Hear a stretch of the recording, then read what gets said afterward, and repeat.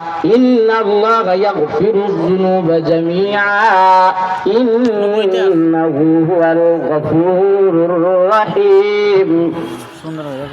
বাইরে আমার শুধু তাই না, আমি আল্লাহ তাআলা বললাম, ও বান্দা আমার, তোমার দ্বারা বড় অন্যায় হয়ে গেছে, তুমি বড় অপরাধ করেছো, চাও আল্লাহ তাআলার কাছে। যদি আল্লাহ তাআলার কাছে চাইতে পারো তাহলে আল্লাহ তাআলা মাফ করে দিবেন। ভাইরা আমার বলতেছিলাম, ওই মহিলা যখন নবীদের কাছে আসলেন, ইয়া রাসূলুল্লাহ, ইয়া হাবিবাল্লাহ, নবী গো, আমার দ্বারা বড় অন্যায় হয়ে গেছে, আমি বড় অপরাধ করেছি, আমার বড় ভয় হয়, যদি আমি মারা যাই তাহলে আমার জাহান্নাম ছাড়া কোনো উপায় হবে না। ভাইরা আমার, যখন নবী যখন বললেন, এ মহিলা তুমি কি গুনাহ করেছো, ওই মহিলা যখন বললেন, নবী আমার, আমি বড় অন্যায় করেছি, গুনাহের কাজের মধ্যে লিপ্ত হয়েছি, এই গুনাহের কাজের মধ্যে লিপ্ত হয়ে একজন সন্তান আমার পেটের মধ্যে। নবী যখন বলেন, তুমি এখন বাড়ির মধ্যে চলে যাও, তোমাকে এখন শাস্তি দেওয়া হবে না।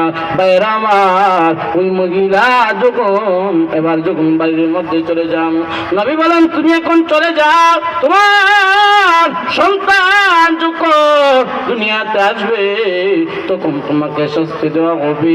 এবার যখন ওই মহিলা চলে যাওয়ার পর যখন কিছুদিন পর যখন ওই মহিলা আসলেন, ওই মহিলার সন্তানকে নিয়ে এবার যখন আসলেন, আসার পর যখন নবীকে বললেন, নবী আমার, আমাকে আপনি শাস্তি দেন, ইসলামের শরীয়ত আইন অনুযায়ী আমাকে শাস্তি দিন। নবী বলে, এখন তোমাকে শাস্তি দেওয়া যাবে না, কারণ অপরাধ করেছো তুমি, তোমার সন্তান তো অপরাধ করেনি। ও তুমি যদি এখন মারা যাও তাহলে ওই সন্তানটা কিভাবে বাঁচবে? যখন ওই সন্তানটা কিছুদিন খাইতে অভ্যস্ত হবে তখন তোমাকে শাস্তি দেওয়া হবে, এখন তুমি চলে যাও। ভাইরা আমার, আল্লাহ তাআলা বলবো, বান্দা তুমি গুনাহ করেছো, তুমি গুনাহ করতে করতে অন্তরকে কালা করে বলেছো। আল্লাহ নবী বর্ণনা করেন, আত্তাইবু মিনাজ যামবি কামান লা যামবালা, তোমার দ্বারা বড় গুনাহ হয়ে গেছে, তুমি অন্যায় করেছো, ও বান্দা চিন্তার কোনো কারণ নাই। আল্লাহ নবী যখন বর্ণনা করেন, আত্তাইবু মিনাজ যামবি কামান লা যামবালা, এই হাদিস দ্বারা বর্ণিত হয়, তুমি যদি আল্লাহ তাআলার কাছে মাফ চাও তাহলে নিষ্পাপ মাসুম বাচ্চাদের যেমন গুনাহ নাই এইভাবে তোমার হয়ে যাবে। তাওবা করতে হবে। কেমন তাওবা? তাওবায়ে নাসুহা করতে হবে, খালেস তাওবা করতে হবে। এজন্য ভাইরা আমার, সূরা তাহরিমের 8 নম্বর আয়াতের মধ্যে আল্লাহ বলেন, ইয়া আইয়ুহাল্লাযীনা আমানু তুবু ইলাল্লাহি তাওবাতান নাসুহা, তাওবা নাসুহা করো, এই তাওবার মতো তাওবা করো। ও বান্দা, নামাজে গিয়ে তাওবার মতো তাওবা করো, নামাজ পড়ো, ধৈর্য ধরো, আল্লাহ তাআলার কাছে চাও। যদি আল্লাহ তাআলার কাছে চাইতে পারো, সবর ধরতে পারো, তাহলে আল্লাহ তাআলা উত্তম জাযা দান করবেন। ভাইরা আমার, শুধু তাই না, ধৈর্য ধরো, খালেস তাওবা করো। যদি খালেস তাওবা করতে পারো তাহলে আল্লাহ তাআলা উত্তম জাযা দান করবেন। ভাইরা আমার, শুধু তাই না, এমনিতেই যখন ওই মহিলা যখন এবার আসলেন, ভাইরা আমার, ওই মহিলা চলে আসার পর যখন নবীকে বললেন, নবী আমার, ও নবী আমার, আমার সন্তানটা তো অনেক বড় হয়ে গেছে, আমাকে আপনি ইসলামের আইন অনুযায়ী আমাকে শাস্তি দেন। ভাইরা আমার, শুধু তাই না, এবার যখন নবী বললেন, ও মহিলা, তোমাকে কোনো শাস্তি দেওয়া যাবে না, কারণ অন্যায় করেছো তুমি, তোমার সন্তান তো কোনো অপরাধ করেনি, তোমাকে কোন শাস্তি দেওয়া যাবে না, তুমি কোন চলে যাও। ভাইরা আমার, ওই মহিলা যখন এবার চলে গেলেন, আল্লাহ নবী বললেন, মহিলা, তোমার সন্তান যখন কিছুদিন খাইতে অভ্যস্ত হবে, যখন হাঁটতে খাইতে অভ্যস্ত হবে, তখন তুমি চলে এসো, তখন তোমাকে শাস্তি দেওয়া হবে।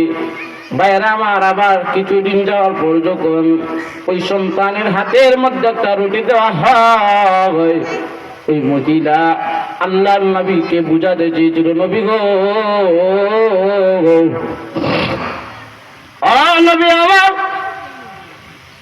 আমার সন্তান খাইতে অভ্যস্ত হয়েছে, কোন আমাকে ইসলামের আইন অনুযায়ী শাস্তি দিন। ভাইয়ার আমার কেমন ভয়, আল্লাহ তাআলার কাছে চাও। তোমার দ্বারা বড় অন্যায় হয়ে গেছে, বড় অপরাধ করেছো, অন্যায় হয়ে গেছে, অপরাধ হয়ে গেছে, চাও আল্লাহ তাআলার কাছে মাফ চাও। ওই মহিলাকে যখন ইসলামের আইন অনুযায়ী শাস্তি দেওয়া হয়, কেমন শাস্তি! ওই মহিলা জিনা কাজের মধ্যে লিপ্ত হয়েছে, গুনাহের কাজ করেছে, তাকে গর্তের মধ্যে ঢুকানো হয়েছে, ইসলামের আইন অনুযায়ী শাস্তি দেওয়া হয়েছে, রজম পাথর দ্বারা হত্যা করা হয়েছে।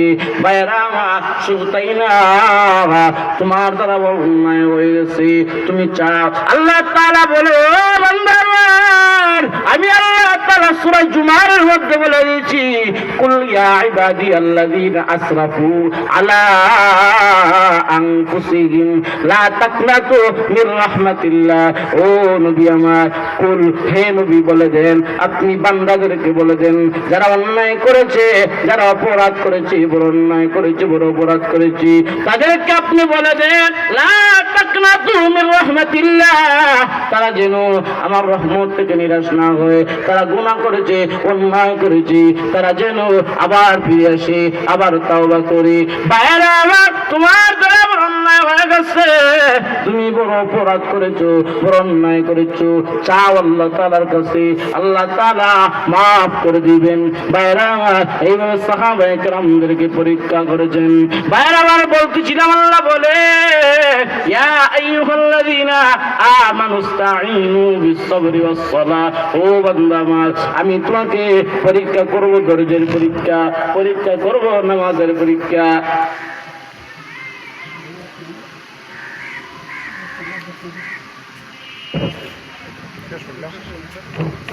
ভাইরা আমার, আমি আল্লাহ তাআলা পরীক্ষা করব, ঈমানের পরীক্ষা, পরীক্ষা করব ধৈর্যের পরীক্ষা, এবং ধৈর্য ধরতে হবে, সালাত এবং নামাজের মাধ্যমে সাহায্য চাইবেন।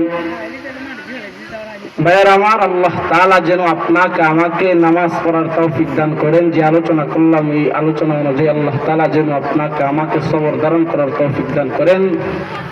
এখানেই আমার বক্তব্য রাখলাম। আসসালামু আলাইকুম ওয়া রাহমাতুল্লাহি ওয়া বারাকাতুহু।